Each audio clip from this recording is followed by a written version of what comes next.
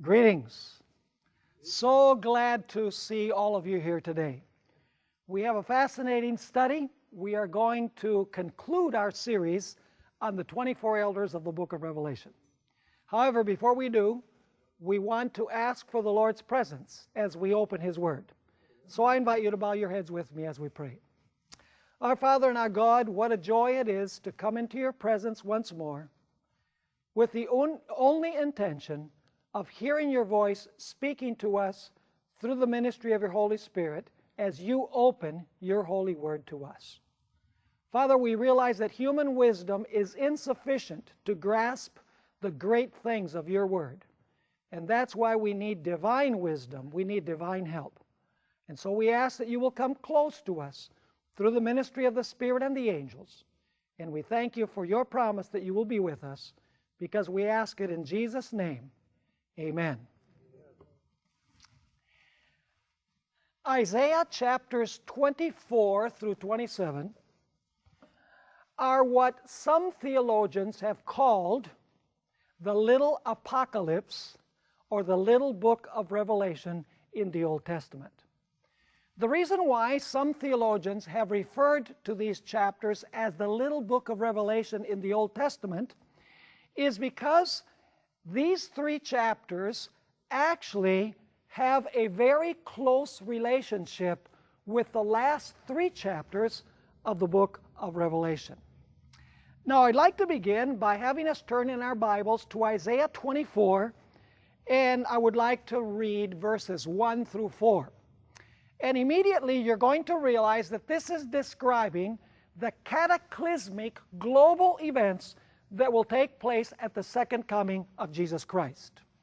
It says there in Isaiah 24 and verse 1, "Behold, the Lord makes the earth empty and makes it waste, distorts its surface, and scatters abroad its inhabitants. And it shall be as with the people, so with the priest, as with the servant, so with his master, as with the maid, so with her mistress, as with the buyer, so with the seller, as with the lender, so with the borrower, as with the creditor, so with the debtor." In other words, no one is going to escape this cataclysmic catastrophe that is going to afflict planet Earth. And then we find, continuing our reading, "The land shall be entirely emptied and utterly plundered, for the Lord has spoken this word. The earth mourns and fades away. The world languishes and fades away. The haughty people of the earth languish." Now notice the strong terminology that we find in these verses. It speaks about the earth being emptied, being wasted, the inhabitants of the earth being scattered, the high and the low not escaping the destruction. The expression is used, entirely emptied, utterly plundered, and it speaks about the earth mourning. Now, the theologian Frederick Moriarty, in the Jerome Bible Commentary, Volume 1, page 277, explains exactly what this passage is describing. This is what he says: "God's Word had once established order in the world." And he quotes Genesis 1, that's the creation. Then he says regarding this passage, the picture is that of a return to primeval chaos. In other words, it's a return to the condition of the earth before creation week. Now, I also like to read from Isaiah 24, verses 18 through 20, towards the end of the chapter. This description of this catastrophic, cataclysmic event is described with additional detail. It says in Isaiah 24, verses 18 through 20, "And it shall be that he who flees from the noise of the fear shall fall into the pit. And he who comes up from the midst of the pit shall be caught in the snare." Kind of reminds us of Revelation chapter 6, where we're told that the wicked are going to hide in the caves, and they're going to run, and then they're going to cry for the rocks to fall upon them. It continues saying, For the windows from on high are open, and the foundations of the earth are shaken. Notice, a huge earthquake. Then it continues saying, the earth is violently broken. The earth the earth is split open. The earth is shaken exceedingly. The earth shall reel to and fro like a drunkard, and shall totter like a hut. Its transgression shall be heavy upon it, and it will fall and not rise again. Once again, we see strong expressions that are used in this passage. We find expressions such as the foundations of the earth are shaken. The earth is violently broken. The earth is split open, shaken exceedingly. It shall reel to and fro. It shall totter like a hut. Now this is describing that great earthquake that will take place at the second coming of Jesus Christ, according to Isaiah chapter 16 and Revelation, chapter 16 and verses 17 through 21. Now the question is, when this cataclysmic event takes place, when Jesus comes the second time in power and glory, and the earth is emptied, and the earth is split open, and there's this gigantic earthquake, how many are going to be left as a result of this catastrophe? Isaiah chapter 24 and verse 6 has the answer. It says there, Isaiah 24 verse 6, therefore the curse has devoured the earth, and those who dwell in it are desolate. Therefore the inhabitants of the earth are burned. So notice that there's fire involved in this destruction. And then it says, and few men are what? Few men are left. And so immediately the question is asked, who are the few men that are left? Now we believe as Seventh-day Adventists that when Jesus comes, all human beings on planet Earth are going to be destroyed, don't we? So what is meant here when this catastrophe takes place at the second coming? What is meant by the expression, few men are left? Who are those who are left? We have to return to the time before the flood and at the flood. Go with me to Genesis chapter 7 and verses 22 and 23. Genesis chapter 7 and verses 22 and 23. And for now, I want you to keep in the corner of your mind the word few. It says, few men are left when this disaster or catastrophe takes place at the second coming of Jesus Christ. Now, Genesis 7, 22 and 23 is speaking about the flood in Noah's day. And it says here in verse 22, speaking about God, so he destroyed all living things which were on the face of the ground, both man and cattle, creeping thing, and bird of the air. They were destroyed from the earth. Only Noah and those who were with him in the ark remained alive. Now you say, what relationship does this have with Isaiah 24 and verse 6? On the surface, it doesn't appear to have any relationship because in Isaiah 24 verse 6, the word left is used. Few men are left. And here in Genesis 7, 22 and 23, the word left is not used, but the word remained. It says, Noah and his family remained alive. However, the Hebrew word is identical in both verses. I want you to notice how this is translated in Genesis 7 and verse 23. This is in the English Standard Version, which is one of the more contemporary versions. It's a translation. It's not a paraphrase. It's not a dynamic translation. It's a translation, full-fledged. Notice how it translates Genesis 7 and verse 23. It says there, only Noah was left, and those who were with him in the ark. So who were left when the catastrophe of the worldwide flood came? Only Noah and his family were left or remained alive. Now, is the flood symbolic of events connected with the second coming of Christ? Yes, Because Jesus said, as it was in the days of Noah, so also will it be at the coming of the Son of Man. Are you with me? So the question is, in Isaiah 24 and verse 6, who are the few that are left? It is not wicked people, a small group of wicked people that are left. The few that are left are the what? Are the righteous who survive this catastrophe. Now, I want us to go to 1 Peter chapter 3 and verse 20. 1 Peter chapter 3 and verse 20. And do you remember the word few that I told you to keep in the corner of your mind? Now, notice that here Peter is speaking about the flood. And he's going to refer to the survivors with the same word. Notice 1 Peter chapter 3 in verse 20. Speaking about the ark, it says, in which a few, that is 8 persons, were brought safely through the water. So my question is, who are the few that are left when Jesus comes? They are the same idea as the few that were left at the time of the flood. In other words, the few that are left, according to Isaiah 24 and verse 6, are not the wicked, a small group of wicked people, but they represent what? The righteous who remain alive in the midst of this catastrophe. Now I want us to go back to Isaiah chapter 24, and we've noticed already that Isaiah 24 up till verse 20 is describing the cataclysmic events connected with the second coming, the catastrophe having to do with the second coming. We've noticed that there's going to be a small group of righteous people who will be left. Those are the few.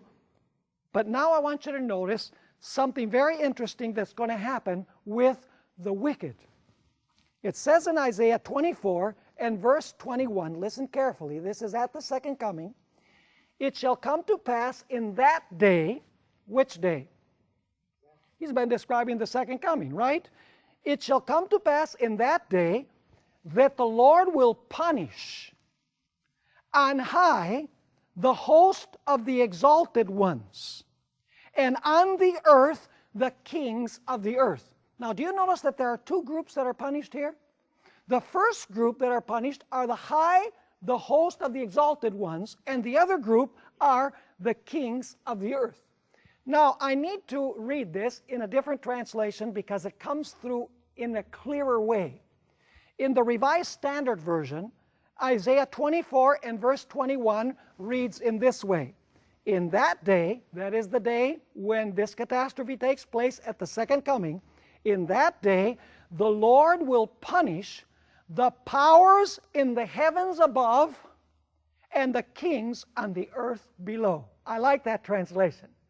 2 groups are going to be punished. The powers in the heavens above and the kings on the earth below. So there is a heavenly group that's going to be punished, and there is also an earthly group that is going to be punished. And you say, now, who would the heavenly group that is going to be punished in this passage? Who is it talking about? Let's go to Ephesians chapter 6 and verse 12. Ephesians chapter 6 and verse 12 identifies the group that is spoken of as the powers in the heavens. Ephesians 6 and verse 12. Here the Apostle Paul says, for we do not wrestle against flesh and blood. What does he mean by flesh and blood? He's talking about human beings, right? And if you want to prove that point, all you have to do is go to Hebrews 2 verse 14, where it says that because the children had flesh and blood, Jesus also partook of the same. In other words, Jesus became a human being.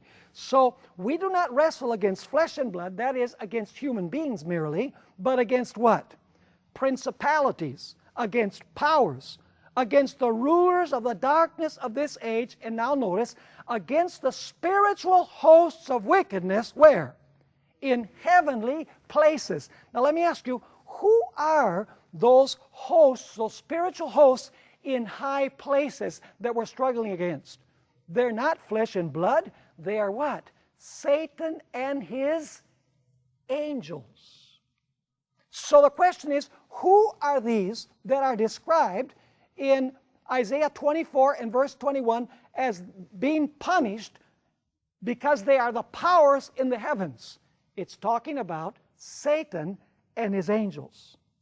But now I want you to notice that there's another group that is punished at the second coming of Christ. Revelation chapter 19 and verse 19. Go with me to Revelation chapter 19 and verse 19.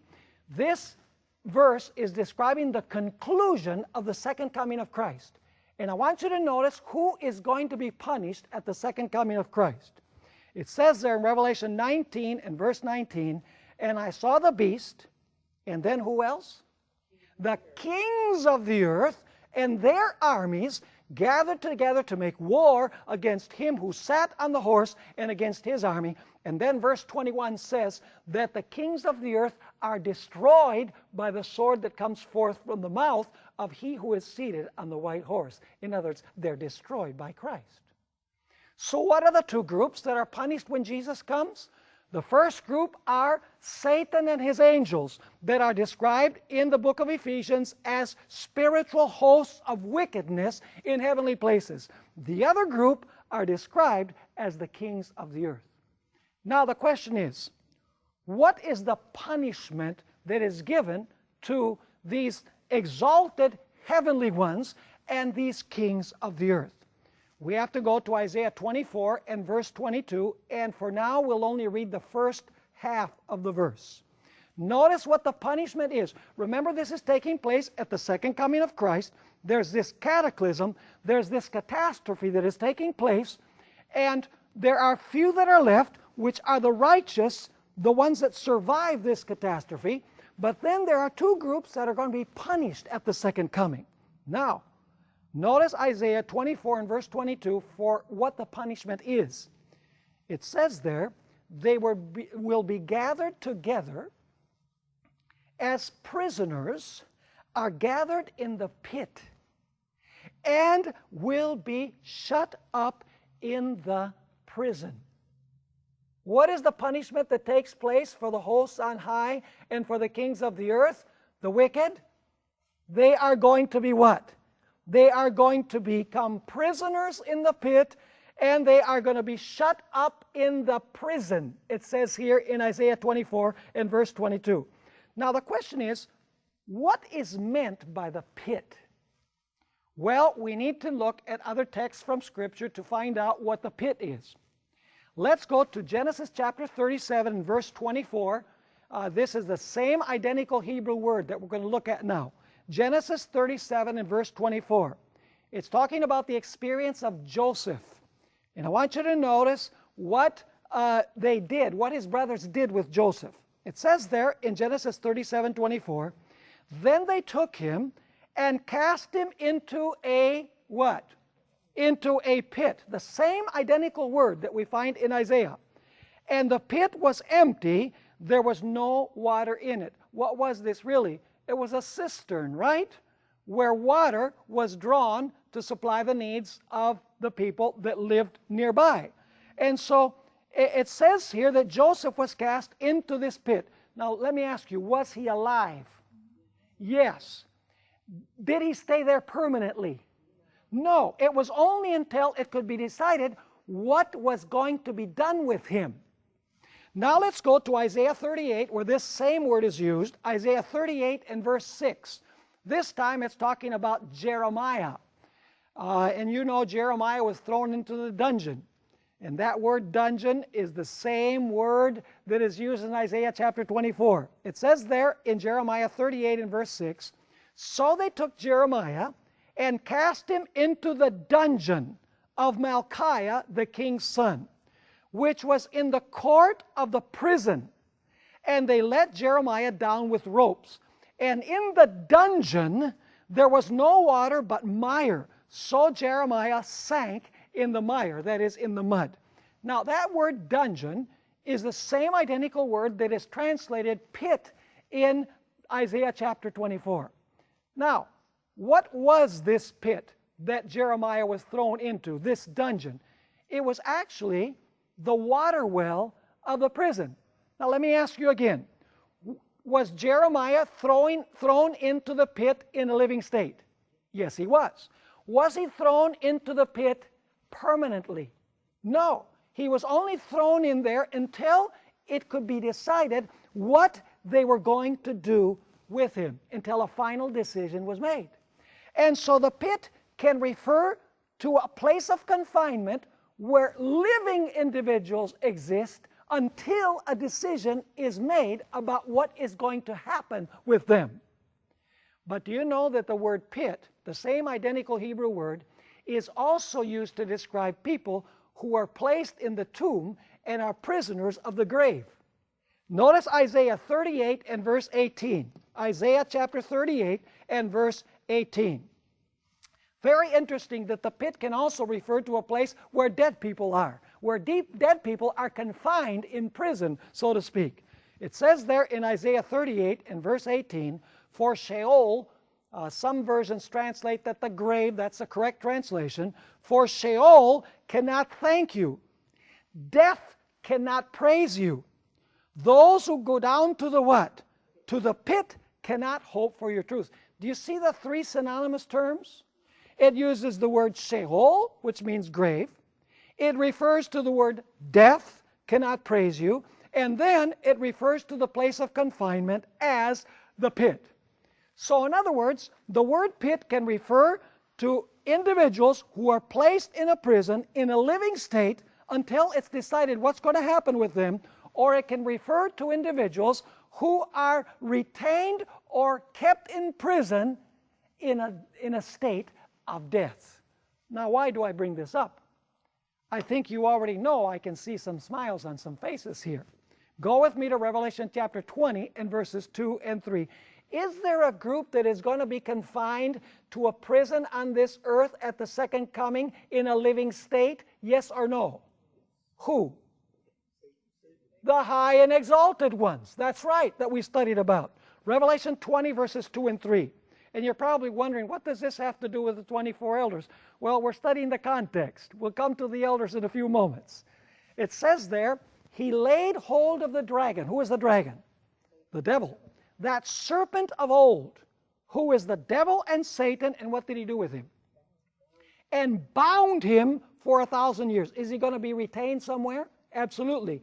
And he cast him into the bottomless pit. The Greek word is abyssos, in the abyss. And it says, and shut him up, and set a seal on him, so that he should deceive the nations no more, till 1,000 years were finished. But after these things, he must be released for a little while. So the question is the devil placed in a living state in a prison at the second coming of Jesus Christ? Absolutely. Now, some people have wondered, what about his angels? Well, Revelation doesn't speak about the angels, because in Revelation the focus is that the devil is fulfilling the Azazel prophecy of Leviticus 16 as the originator and instigator of sin. So the focus is on Satan, who is the scapegoat of Leviticus chapter 16. But Isaiah 24 does tell us that his angels will also be retained, because it says the host of the high ones in heaven. Host. It refers to more than one. Now here's another question. What about all of the wicked? Are the wicked going to be retained in a prison during the 1,000 years? Absolutely. Notice Revelation chapter 20 and verse 5. Revelation chapter 20 and verse 5. And I'm only going to read a part of this verse.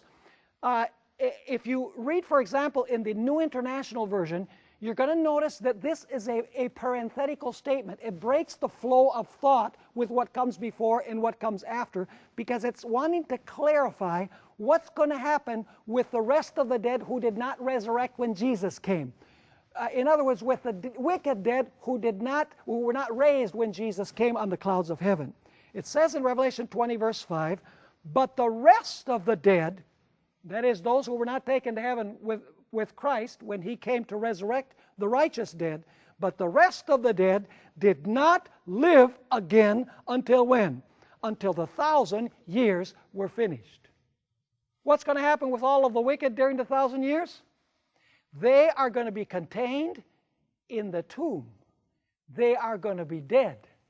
They're also going to be in the pit, but they're going to be in the pit dead. Whereas the devil and his angels are going to be in the pit how? Alive. Are you understanding what I'm saying? Now, let's go to Isaiah 24 and verse 22. And I know you might have questions, and at the end we're going to allow you a chance to ask questions in case something isn't absolutely clear. Isaiah 24 and verse 22. Are we doing well so far? Yes. So we have the second coming of Christ, terrible catastrophe, few individuals are left, that's the righteous. At that time, two groups are going to be punished. One group are the wicked angels, Satan and his angels. The other group are those who live upon the earth. They're described as the kings of the earth. The high and exalted ones are going to be placed as prisoners in the pit on planet earth during 1,000 years in a living state. Whereas all of the wicked will also be in the pit, so to speak, but they will be dead. Now the question is, how long are they going to remain in the pit? How long are they going to remain in this prison? Isaiah 24 and verse 22, the last part of the verse has the answer. And I'm going to read the first part of the verse again so that we have the context. It says, they will be gathered together as prisoners are gathered in the pit, and will be shut up in the prison. And now notice, after what? After many days, they will be what? Punished. Now, that's interesting. I thought we already read that they were punished once when Jesus came. Now it says, after many days, they will be punished. How many stages to the punishment of the exalted ones and the kings of the earth? How many stages? 2 stages. The first stage is when they're placed in the prison or in the pit. Many days go by, and then comes their final stage of punishment. Are you clear? Now the big question is, how long are the many days? I think you have the answer. Revelation chapter 20 tells us how long that period is. The many days are equivalent to how long? They are equivalent to 1,000 years. Incidentally, do you know that here we have proof for what is known as the year-day principle? Because in Isaiah it says many days, but that's interpreted in Revelation as 1,000 years. Days are equivalent to years. So as you compare these two passages, you have the year-day principle as you compare Isaiah 24 with Revelation chapter 20. Now let's talk about what happens at the end of the 1,000 years, after the many days, when they're shut up in prison. First of all, Revelation 21 and verse 2, if you go with me there, Revelation chapter 21 and verse 2, tells about the descent of the holy city. And then let me ask you, are the wicked going to resurrect after the 1,000 years? Yes, because we read in Revelation 20 verse 5 that the rest of the dead did not live again until the 1,000 years were finished. So are they going to resurrect at the end of the 1,000 years? Of course they are. Now I want you to notice Revelation 21 verse 12, the New Jerusalem descends. It says, then I, John, saw the holy city, New Jerusalem, coming out of heaven from God, prepared as a bride adorned for her husband. So the holy city comes down. And I want you to notice something very interesting about the holy city. Notice Isaiah chapter 24 and verse 23. Isaiah chapter 24 and verse 23. Keep one finger in Isaiah 24 and keep another finger in Revelation, because we're going to go back and forth.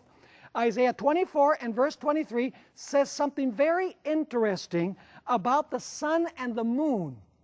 It says there, then the moon will be disgraced. This is after the many days, according to the context. Then the moon will be disgraced, and the sun ashamed. For the Lord of hosts will what? Will reign on Mount Zion and in Jerusalem, and before his elders gloriously. Now what I want you to notice here is what's going to happen with the sun and the moon when the holy city descends. It says that the moon will be disgraced and the sun will be ashamed. Now you say, is there any relationship between this text and the book of Revelation? Absolutely. I want you to see that Revelation amplifies Isaiah 24. Notice Revelation chapter 21 and verse 23. Revelation 21 and verse 23. It's speaking about the New Jerusalem. And it says, the city had what? no need of what else? Of what? Of the sun or the moon to shine in it. For the glory of God illuminated it. The Lamb is its light. Now, let me ask you, is there going to be sun and moon in the new earth? Of course, because there's going to be months. We're going to eat from the tree of life from new moon to new moon, and the month is determined by the new moon. Now, if there's months, are there going to be weeks and days? Of course, because we're going to keep the seventh-day Sabbath, according to Isaiah chapter 66. And so, I want you to notice that there is going to be sun and there is going to be moon. And so people say, but wait a minute, this must mean that there is not going to be any weekly or monthly cycle, because it says there's not going to be any sun or moon. That's not what the text says. The text, if we read it carefully, says the city had no need, we have to read carefully, had no need of sun or the moon to shine in it. Let me give you an illustration. Let's supposing that it's high noon, July, in Fresno. You know what the sun shines like here, right? And you go outside and you have a flashlight in your hand and you're shining the flashlight on the ground. Is the light of the flashlight on? Yes. Can you see it? No. Why? Because the brightness of the sun outshines the brightness of the flashlight. There will be sun and moon, but the glory in the city will be so great that it's like the sun and the moon are not there. That's why Isaiah says, the moon will be disgraced, and the sun ashamed, for the Lord of hosts will reign on Mount Zion, and in Jerusalem, and before his elders, gloriously. Now, we still have to talk about what's going to happen with the kings of the earth and with Satan and his angels after the 1,000 years. We're told that after the 1,000 years, after the many days, they are going to be punished. Now, let's notice Revelation chapter 20, verses 7 through 9, to see if there's going to be a punishment of both groups. If the final punishment is after the 1,000 years. Revelation 20, verses 7 through 9. Now, when the 1,000 years have expired, is that the many days, yes or no? When the 1,000 years have expired, Satan will be released from his prison. Oh, okay, so he must have been in prison during the many days, right? Satan will be released from his prison, and he will go out to deceive what? The nations. Have the nations been released from the grave as well? Absolutely. Which are in the four corners of the earth, Gog and Magog, to gather them together to battle, whose number is as the sand of the sea. They went up on the breadth of the earth and surrounded the camp of the saints and the beloved city. And now notice the final punishment after the many days. It says, and fire came down from God out of heaven, and what? Out of heaven, and devoured them. Are you understanding this message? Now, let's talk a little bit about life after the destruction of the wicked and what it's going to be like. In a moment, we're going to get to the 24 elders. But I want you to notice Revelation chapter 21 and verse 1. Revelation chapter 21 and verse 1. What happens after the destruction of the host of the high winds and the kings of the earth? Now I saw a new heavens and a new earth. For the first heaven and the first earth had passed away. Also there was no more sea. So notice now, after the destruction of these two groups, there's a new heavens and a new earth. And then notice Revelation 21 and verse 4. And God will wipe away every tear from their eyes. There shall be no more pain, nor sorrow, nor crying. There shall be no more death, for the former things have passed away.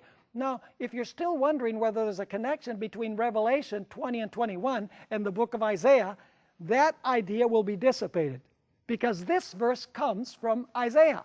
Isaiah chapter 25, the little apocalypse, or the little book of Revelation. It says there in Isaiah 25 and verse 8, He will swallow up death forever, and the Lord God will wipe away tears from all faces. The rebuke of His people He will take away from all the earth, for the Lord has spoken. So is there a relationship between Isaiah 24 and Revelation 20 and 21? I'm only giving you a couple of examples. You know, we could go, let's just go for a moment to Isaiah chapter 24. And I want you to notice let's go to chapter 27, and let's read verse 1. This is speaking about after the 1,000 years, after the many days. Notice what God is going to do. In that day, the Lord with his severe sword, great and strong, will punish Leviathan, the fleeting what? The fleeting serpent. Leviathan, that twisted serpent. And he will slay. And unfortunately, the New King James Version translates, he will slay the reptile. You know, that's not a good translation. The King James has it right here. The King James says, and he will slay what? He will slay the dragon that is in the sea. Who is that dragon who's going to be slain or who's going to be destroyed? It's Satan. And this is referring to after the 1,000 years. Now let's go to Isaiah 24 and verse 23. And take a look at a group that are spoken of there as the elders, above which God will rule when he creates a new heavens and a new earth. It says there in Isaiah 24 and verse 23, then the moon will be disgraced, and the sun ashamed. And this is speaking after God creates a new heavens and a new earth, and the holy city has descended. For the Lord of hosts will what? Will reign on Mount Zion and in Jerusalem. This is the New Jerusalem, according to Revelation chapter 21. And then what does it say? And before his what? Before his elders gloriously. Who is God going to rule according to this? Before? He's going to rule before his what? Before his elders. Now it's interesting that when everything is done and finished, God is going to rule over his elders, the heavenly council, in the same way that he did from the very beginning when Lucifer sinned, in the days of Job, in the experience in 1 Chronicles, and successively throughout the history of the world. You see, God governs the universe through representatives from every planet in the universe. Now somebody might say, well, Pastor Bohr, are the 24 elders really just 24 worlds? The answer is no. We're dealing here with a symbolic number. Just like in Revelation, you find numbers that are symbolic. Let me read you a statement from Review and Herald, September 25, 1900, where Ellen White describes the number of worlds in God's universe. She says this: God has worlds upon worlds that are obedient to his law. These worlds are conducted with reference to the glory of the Creator. As the inhabitants of these worlds see the great price that has been paid to ransom man, they are filled with amazement. With the intense interest, they watch the controversy between Christ and Satan. And as this controversy progresses and the glory of God shines brighter and brighter, they give praise to God. God has what? Worlds upon worlds that are obedient to his law. Now, I'd like to read you a statement that we find in the book Counsels to the Church, pages 240 and 241. Do you know that the organizational system that the church has on earth is really a reflection of the organizational system that God has in heaven? So if you see how the church is organized on earth, you will have a general idea about how God operates the universe. Now, notice this very interesting passage. Ellen White states, the church of God below is one with the church above. Believers on the earth and the beings in heaven who have never fallen constitute one church. Every heavenly intelligence is interested in the assemblies of the saints who on earth meet to worship God. In the inner court of heaven, they listen to the testimony of the witnesses for Christ in the outer court on earth. And the praise and thanksgiving from the worshipers below is taken up in heavenly anthem, and praise and rejoicing sound through the heavenly courts because Christ has not died in vain for the fallen sons of Adam. While angels drink from the fountainhead, the saints on earth drink of the pure streams flowing from the throne, the streams that make glad the city of God. Let me ask you, was the earthly sanctuary a reflection of the heavenly sanctuary? Was the earthly priesthood illustrative of the priesthood of Christ? Were the ceremonies of the sanctuary illustrative of the ceremonies that Jesus was to carry on in heaven? Absolutely. Was the earthly city of Jerusalem an earthly copy of the heavenly Jerusalem? We could get into that. Absolutely. So in other words, God's organizational system on earth is actually a reflection or a copy of how God in heaven operates the universe. Now let me ask you, does God have different ranks of beings in heaven? Yes. There are Michael, the archangel, who is Christ, cherubim, seraphim, what Ellen White calls tall commanding angels, strong angels, highest angels. In other words, there are different ranks and orders of being in heaven, each in the chain of command. Notice Colossians chapter 1 and verse 16. Colossians chapter 1 and verse 16. There are several categories of leadership that are mentioned here. Colossians 1 and verse 16. Speaking about Christ, who was the creator of all, it says, "For by him all things were created, that are in heaven and that are on earth, visible and invisible." And now notice the categories. Whether thrones or what? Or dominions or what? Or principalities or powers. Now somebody might be saying, well, Pastor Bohr, this is probably talking about the wicked thrones and dominions and principalities or powers. Not so. Notice Desire of Ages, page 834.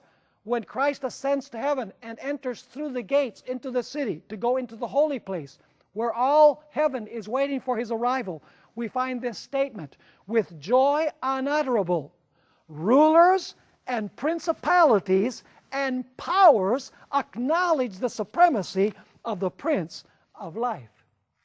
And so does God have different ranks of beings in heaven? He most certainly does. Incidentally, do you know that the devil also has copied the same ranks in his organizational system? You say, how do you know that? Well, go with me to Ephesians chapter 6 and verse 12. Ephesians chapter 6 and verse 12. We find once again these same words, but they're applied to the wicked leaders of the hosts of spiritual darkness here on earth, the devil and his angels. It says in Ephesians 6 verse 12, "For we do not wrestle against flesh and blood, but against principalities and powers, against the rulers of the darkness of this age, against spiritual hosts of wickedness in the heavenly places." Notice again, principalities, powers, and what? And rulers. Notice also Colossians chapter 2 and verse 15. Colossians chapter 2 and verse 15, two of these names are used to describe those who are in the ranks of Satan. Colossians 2 and verse 15. "Having disarmed principalities and powers, he made a public spectacle of them, triumphing over them in it," that is, in his cross. So does the devil have a similar organizational system to what God has? Absolutely he does, because the devil was once an exalted angel in heaven. He knows what the heavenly sanctuary looked like. He knows what the New Jerusalem looked like. He knows how God operated the universe. And so he says, if it works up there, it's certainly going to work down here. Now, what would be the equivalent of the representatives of the worlds that rule over those worlds and represent those worlds and oversee those worlds? What would the equivalent be in the earthly structure? How about the elders? Go with me to Titus chapter 1 and verse 5. Titus chapter 1 and verse 5. Here, the Apostle Paul is writing to Titus, his pupil, and he tells Titus that he has to do something. Every city that he goes to, he has to do something. It says there in verse 5 of Titus 1, "For this reason I left you in Crete, that you should" what? "Set in order the things that are lacking. Evidently there wasn't order there in the church. And how was this going to take place? How was it going to be ordered? And appoint what? Elders in every city as I commanded you. Now let me ask you, what was the role of these elders?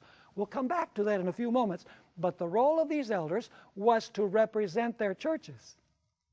The role of these elders was to rule or govern over the churches. The role of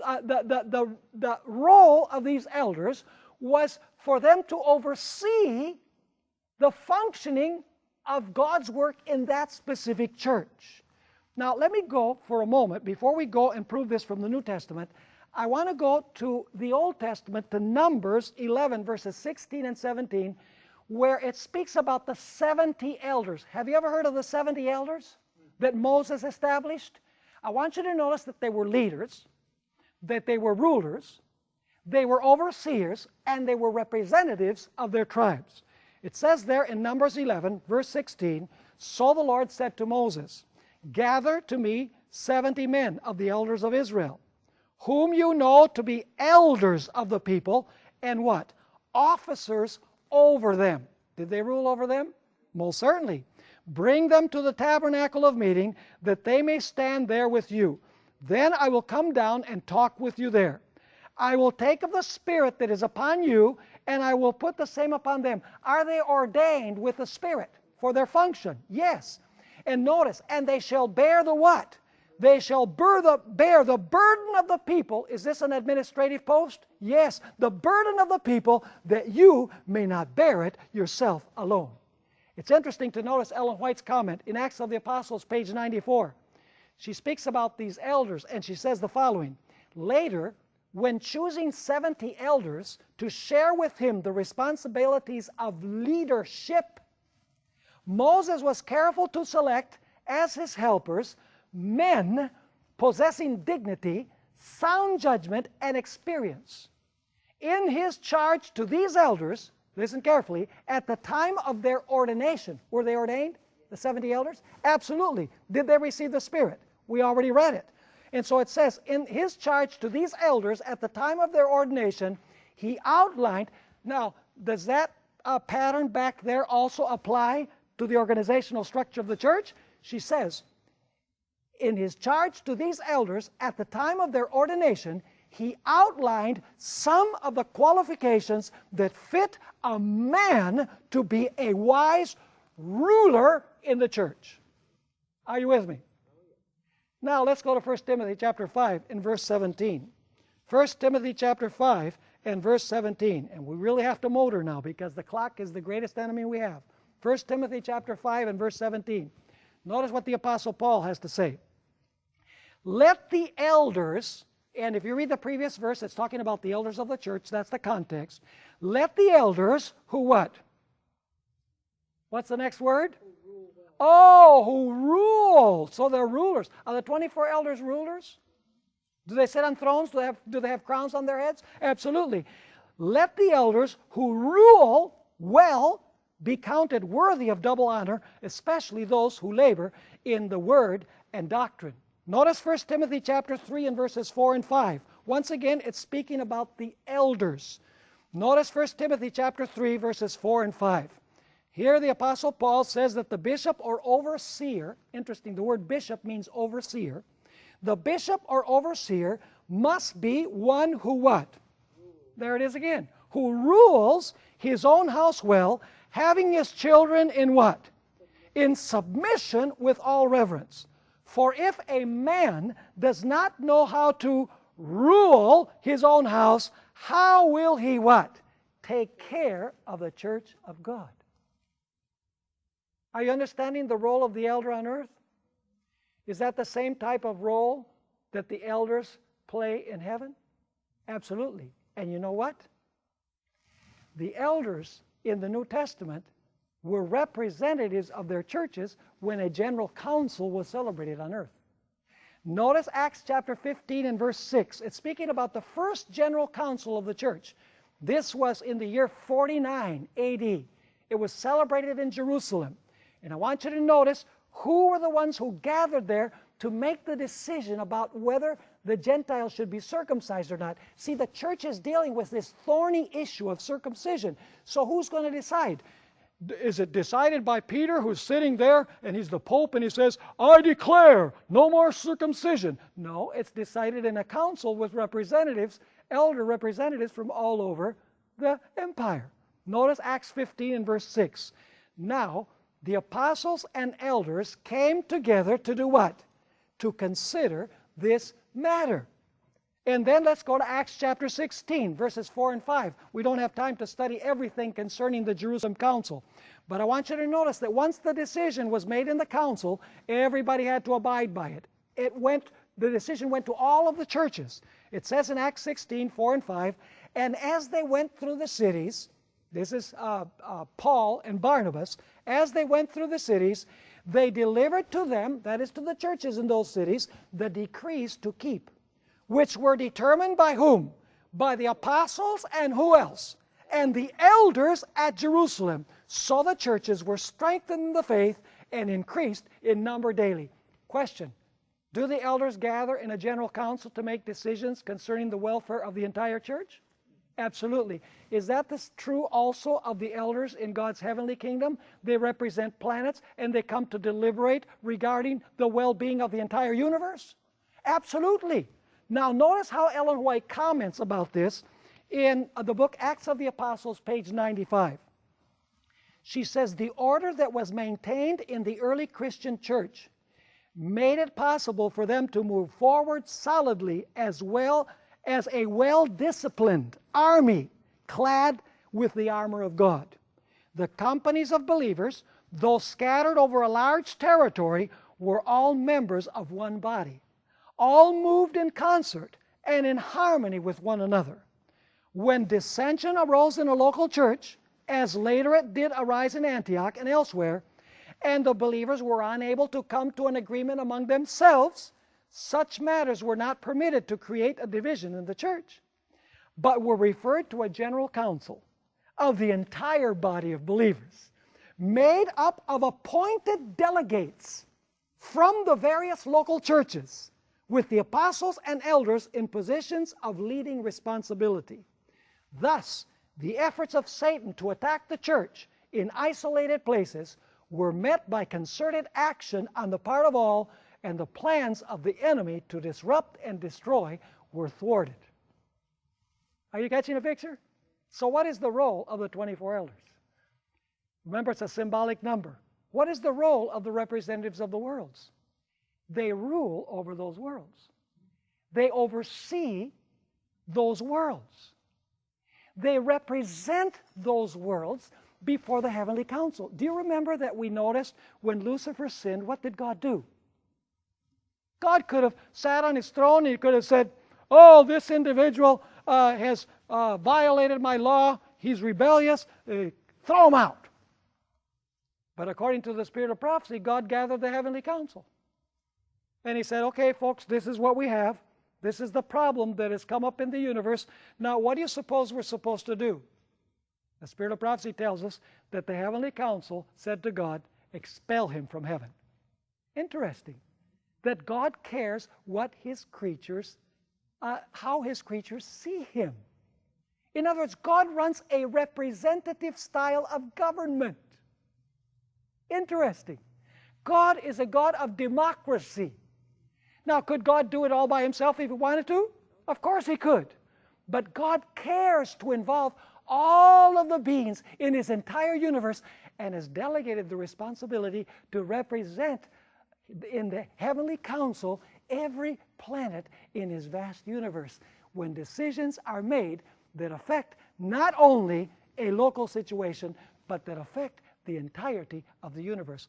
Let me ask you, would the rebellion of Satan in heaven cause turmoil for all of the universe? Or was it just a localized problem in the presence of God? Listen, if it was not handled, it would eventually have infected the whole universe. And so God gathered the heavenly council together. Now, summarizing then,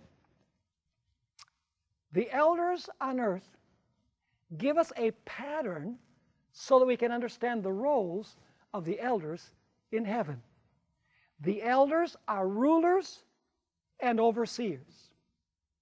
The elders are representatives of different planets, as the elders on earth are representatives of individual churches.